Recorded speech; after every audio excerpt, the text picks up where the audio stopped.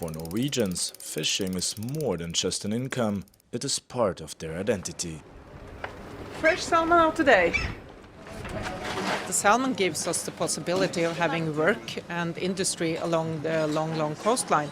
And you know, there's people living on a lot of islands in the very deep fjords, and this is the key industry.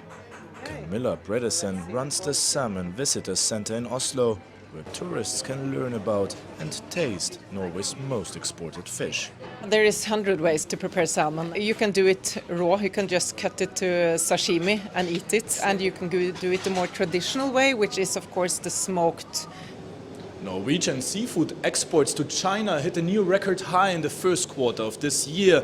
Over 40,000 tons of salmon, cod and other seafood were shipped in April, an increase of 18% year-on-year, making Beijing the third largest market for Norway's fish. This comes as demand for such products has seen a bounce back in line with China's reopening after the pandemic. Yes, it is very prestigious in China. We thought it's high quality and it's more expensive than the salmon from other countries.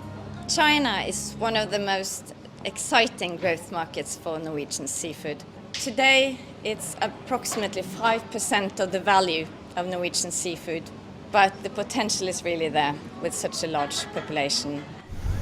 The council says Norway's fish stocks have remained broadly stable in recent years, but it needs to find better ways of eradicating a problem that specifically affects salmon lice, before the industry can expand further. Currently, salmon lice are removed mechanically, but a significant number die during that process.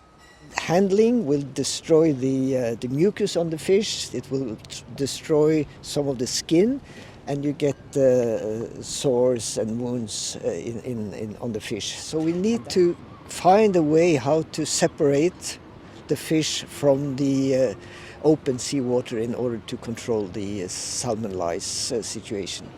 Despite these ongoing issues, regulators say there is no health risk for people eating the salmon. The Norwegian Food Safety Authority controls the whole food chain, from the fish farm and to the export to China. And in that lays that the fish is safe to eat. For now, carp remains the most popular fish in China, but due to a growth in the country's middle class, the more expensive salmon is gaining popularity, and that's set to create more demand. A demand that Norway's fishing industry will hope to satisfy.